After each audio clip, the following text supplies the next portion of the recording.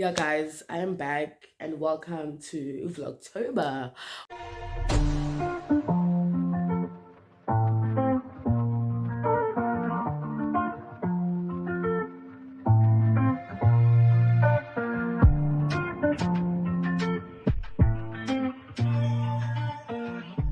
Hello, guys, welcome to my YouTube channel. If you are new here, the beautiful face on your screen is Unothando Luyanda Kabela, and to my returning subscribers, to the G4s, welcome to another video by the Makabela, and I'm back. Back like I never left my dog. Yeah, guys, I am back and welcome to Vlogtober. We are in October, we are within, the sun is coming out. Sekushisa bhazila edubane nje uyezwa ukuthi umuntu sekumele aye olwandle manje and stuff. But yeah, guys, welcome back. It's been a minute. I really missed seeing you guys. I missed having like a one-on-one like this, even because like the past 2 videos that I posted before I took my break in Yana, like it's been vlogs. Like I really want to have like a face-to-face, like let's bond type of vibe, you know. But I just saw the title of the video. This is a story time of one of the scariest moments of my life, or like one of the worst actually, because I never recovered from this. Guys, doing my research about Vlogtober, I saw Gucci, it's giving Halloween theme type of, you know, even like my ideas, they're based on Halloween and shit that I've been seeing and the research that I've been doing. I don't know if I could keep up with that the whole of Vlogtober, but I'm gonna try my best to do that. Maybe not, but I'll see. But I was like, let me start Vlogtober with a video that is kind of like touching on the whole theme of Vlogtober, and I'm gonna be giving you guys a story time of one of the scariest, like, spooky moments that I've ever witnessed in my whole entire life, and till this day I am traumatized by it. But yeah, guys, ignore the crowds, guys. It's the middle of the night. I wanted to shoot this like at night so I could have those vibes, even though I know you guys are not gonna be here when I have to sleep. But I was like, you know, let me just shoot this video later at night ish so I can get those vibes. But I know you saw in the vlog where I got this this gown. True, it's very yabbies.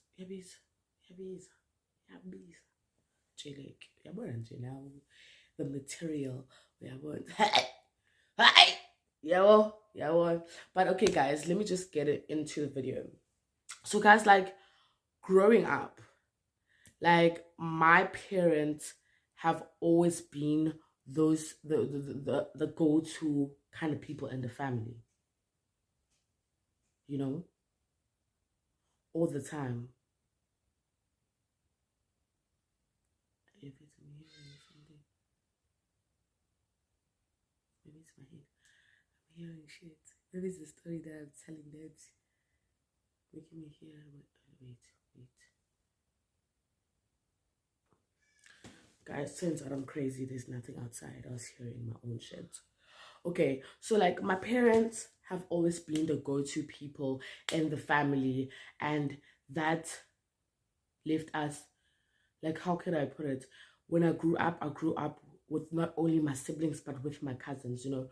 Like if my mom saw that the child could be doing better if they lived with us, she would take them in, take them to school, make sure, like, you know, they at least have matric certificate and a driver's license, you know. Guys, I was almost scared, but I think my next door neighbor just plugged the what's generator, like what the fuck, and I'm doing a video and it's so late at night. Just imagine if we did that.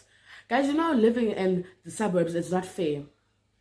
I don't want to start the things that we go through, because it's gonna be like, but if we had to like do miss a generator late this night, like but bona.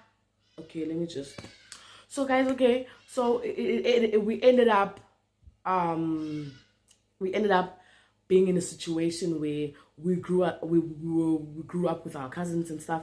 I wouldn't say the situation was really nice, because guys, even though I grew up with my cousin, it wasn't with my cousins, it wasn't that big of a deal because I come from a big family anyways. Like my house was always packed. I feel like it contributed to my bubbly personality because I'm the youngest even. I had to deal with so many personalities. Like not all my siblings are the same. Some are nice, some are mean, some have moody, some have this, some have that. So I know how to basically like, you know, accommodate people, and I'm just welcoming. I just know I'm very understanding. I feel like, yeah, I like growing up in a big family. There's no ways you are self-centered, selfish. You really have to understand other people. So I remember like we just a family. Okay, so I'm gonna share events that are leading to the specific place. So the specific cousin of mine, we're gonna call him what? Okay, let's just say my cousin. I don't have to name him. It's a him, yeah. I don't have to name him. I'm gonna just say my cousin. So basically what happened is that my cousin used to like, he used to be like the jokey, goofy type of person, you know. He was never serious. Even though he was older than us, we found ourselves like chilling with him a lot because he was just like that person that was laid back, chilled and stuff. I'm pretty sure he's like 5 years old or less or more, I don't know, older than me. I haven't seen him in a while after this incident. So yeah. So we used to like chill around him all the time, and he used to say stuff like, hey, you know God is not real. Or he used to say shit like, do you know Lucifer? And at that time, I didn't even know who the fuck that is. Like, I was really young. Like, he used to ask my brother. The one thing about my brother and I, we were always together. Like, I think that's, like, as much as my family is filled with girls, I used to find myself chilling with my brothers and shit. And that kind of made me, guys, I don't even like dresses. No, now I'm trying to link isn't this papa foods. Yeah, papa. Like, I'm still a girl. Like, what am I trying to explain? Okay, yeah. But I chilled a lot with my brothers and my guy cousins and stuff. I was always that, because I feel like I was really naughty undercover when I was young. Like, my mom didn't. Okay, let me stop. Why? Who's calling me? Guys, why are they interrupting me? Oh, God. So yeah, I was always with my guy. So he would say stuff like, "Do you know Lucifer?" And stuff like that. Like, you know, those spooky type of shit all the time, being like, God is not real, like those type of things. And we used to joke and laugh about it because he used to make jokes. But at that time, you should have just seen red flags because it was a total red flag. Like, what the fuck, you know?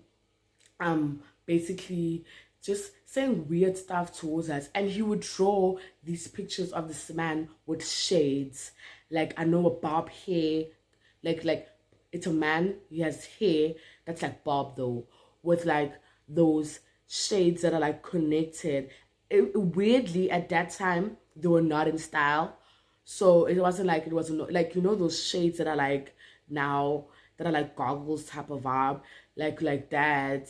And yeah, and I remember, guys, he used to make us draw that person, and like we would compete. Like, I remember one of my cousins and I were drawing it, and we used to draw that person or whatever. And we would go to my siblings and be like, who drew him better? Who drew him better? And be like, it's the same thing, just that the other one, you know, like compete. He used to make us draw these things, write these things.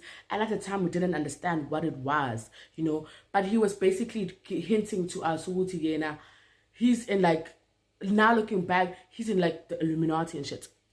Like, all the time, telling us about Lucifer this, Lucifer that, and we did not know who that was. And I remember this one day, it was during the day, like going into the afternoon, he decided that he wants to take a nap. Now my brother and I, growing up as a super dog, like, we used to be pissed to the team. And I remember him trying to sleep, and we just busy like jumping on him, like, why are you sleeping? We're always chilling, Gemini. Like, why are you doing that? Why? And then he just starts getting super violent towards like my brother and I. I remember he took like me. I'm a young girl. I'm a young girl. Listen to this. He took me by the neck and he pinned me on the wall. At that time, we used to play a lot of wrestling. Yes, now if you didn't grow up playing wrestling and being John Cena and stuff like that, then I don't know which world were you li- or maybe I was living in my own world of violence. I don't know, but we used to play wrestling a lot growing up. So like we thought, okay, he's probably doing that, so my brother gets in. Now me and my brother like hitting him and stuff like that. I said, okay, she's so cute, but in a joking vibe, like he's strangling her, and then he like starts hitting him and stuff. And then my mom shouted at us. She's like, we are always pasting my cousin. We must get out the room. We must allow him to sleep and shit. Fine, we leave the room. We allow him to sleep. Vibes, cool. Next second, I remember this day, Ekaya, there was an event, where we invited people over to basically come eat inyama and shit. Like, so there were close family friends. I know people were gone. It was at night. So like we had events, and then at night, it's gonna be those close family friends that are gonna be left behind and stuff like that. And we're gonna be drinking and all.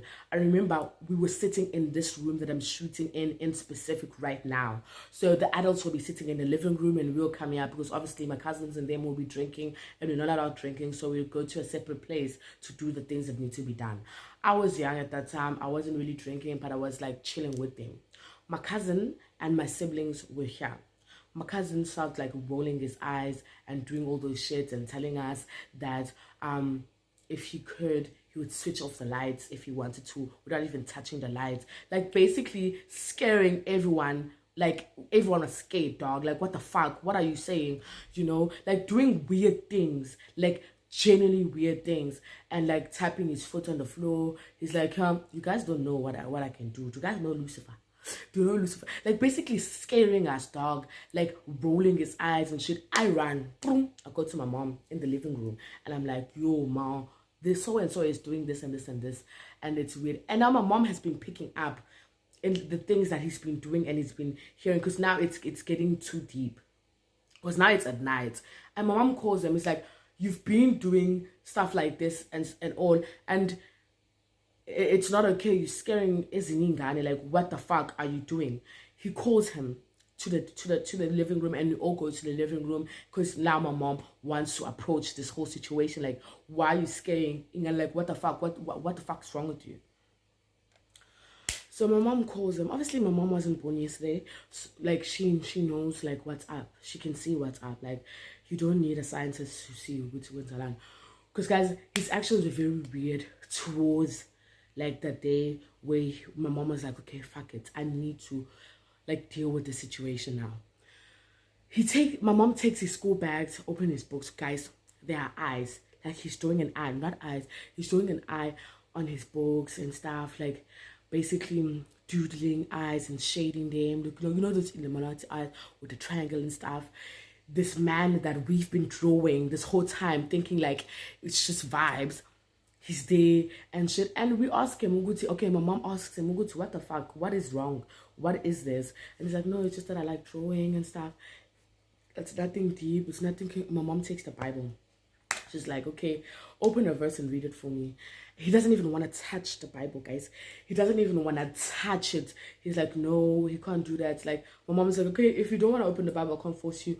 Pray for me. He's like, I can't pray. I can't be calling God's name for nothing. I can't be playing with God's name and stuff like that. And my mom's like, okay, we're not playing with God's name. Everyone's going to go on their knees and we're all going to pray now. We're praying. It's at night. We're about to go to sleep. Let's pray and pray together as a family. And can you lead the prayer? He's like, no, he cannot do that and stuff. Blah, blah, blah, blah, blah, and all. And then now, my mom is like trying to convince him or trying to sass him out. I don't know how to call it. He's like, my mom is like, you've been doing this and this. Why do you have amehlo on your box? Why are you doodling these things? Like basically saying, where now you've been doing this and this. You have weird sleeping patterns, and night you don't sleep. You do this. Like my mom has been monitoring. We thought we were the only ones who've been creating. My mom hasn't been seeing it, but I feel like my mom was trying to like approach the situation in a way where it wouldn't scare us. But now the fact that things were happening in front of us, she had nothing to do but actually, like call him in front. I think like she knew and she was going to deal with the situation like in the background without really scaring us. But I feel like it was too late for that now. because of the things that he was doing. Guys, my mom grabs him. I mean, so there's Zionic. You know what is Zionic Tandazilona Ganjan. Starts praying. Guys, like Zion Abalu Nabantu, Balanemoy maybe. So can we get that straight? My mom starts praying and stuff, takes water, prays for it, splashes him with water and stuff. Guys, and when my mom prays, my cousin he wasn't that old, so he didn't have a deep voice. Like he was speaking properly, like, I mean, I'm not lose. Next minute when my mom was praying for him, this manly voice came out of him, like, leave me alone. But in Zulu, obviously, like, leave me alone. Guys, did I not run to my father? Did I not run? Did I not run? Did I not run? Guys, and I'm like, what the fuck? And my mom keeps on praying. My mom she's a very strong woman. She's a prayer warrior. I don't know, like, that woman is such an amazing person. Like, she starts praying for him. Now, I mean, I'm standing on the top of the steps and I'm looking. I don't want to go down there because, like, what the fuck? My mom's praying. She's like, what do you want? Why are you here? Why are you here? The thing only spoke once, like, leave me alone. After that, it went dead quiet. And my mom was praying and stuff like that.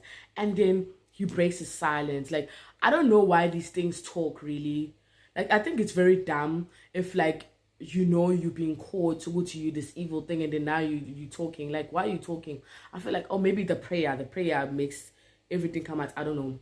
And like you were saying, guys, the time when we were disturbing him when he was sleeping, guys, he explained that at that time, that's where apparently these spiritual meetings that they have. Guys, I don't know. Like, I don't know if it's true. Like, guys, like, my head is all over the place because I didn't really believe in these type of things. I didn't believe in the devil. He doesn't exist in my life. If anything bad happens, I just feel like it's God's plan. I don't pin the devil to anything. The devil does not exist in my life. He's not there. He's just a non-existing person. But I did see that and I did experience that. And he did, like, bro, when after, like, when he's been caught, obviously, like, he explains. And, like, my mom asked him, why did you choose? Like, how did this happen? He's like, there are these guys who approach, why from this ping? Who approached him and they're like, if he eats the sweets, he's gonna join the Illuminati and he's gonna have a bigger house than my dad. He's gonna be richer than my dad. He's gonna have everything that he wants. He must just eat these sweets. He's gonna be fine. And then he took it because he wanted to be rich and better than his uncle, which is my dad, which is quite dumb because my dad didn't wake up and have all these things. And then, guys, after that, like, he explains, which at the time when he was strangling me, when we were trying to wake him up, there's these spiritual meetings that he attends and shit and all. And he explained, bro, slowly but surely he was trying to, like, adapt my brother and I into this thing with my cousins, because, guys, we were drawing these pictures. We were basically listening to whatever he's saying, the songs, the words, the everything. Like, we were mimicking everything. Like, we were young, we were used to chilling with him and doing stuff with him, so we were doing everything that he was saying. And when he breaks his silence and tells us to go to, like, it was this dog, like, my brother and I to be within. But I feel like, how can you be within something that you don't know? I think he was just lying. Like, how can you put me in something that I don't know? Because I feel like to be in something like this, you need to be commitment. There's need to be commitment, and you need to know what's going on, because there are sacrifices that you have to, you know. And my mom explained this to him. You can't just go around joining these type of things, because, like, you were going to end up sacrificing your family and stuff like that. Guys, I'm not gonna lie, it was one of the scariest moments in my whole entire life. I never really want to experience something like that ever again. It was really scary, I'm not gonna lie. I couldn't go to the bathroom at that time. Akona was really young. I used to take her with me everywhere, to the bathroom, to the kitchen. I was really terrified and scared because I didn't know this thing is like, I was like, this thing knows me now because I've been doing these type of drawings. And so I was really scared for my life. I'm not gonna lie. And telling this, it's the story time so late, guys. It really, it's scaring me here. But anyways, guys, yeah, please make sure you like, share, comment, and subscribe. And you better watch my ads. If you skip my ad, I don't know some clues.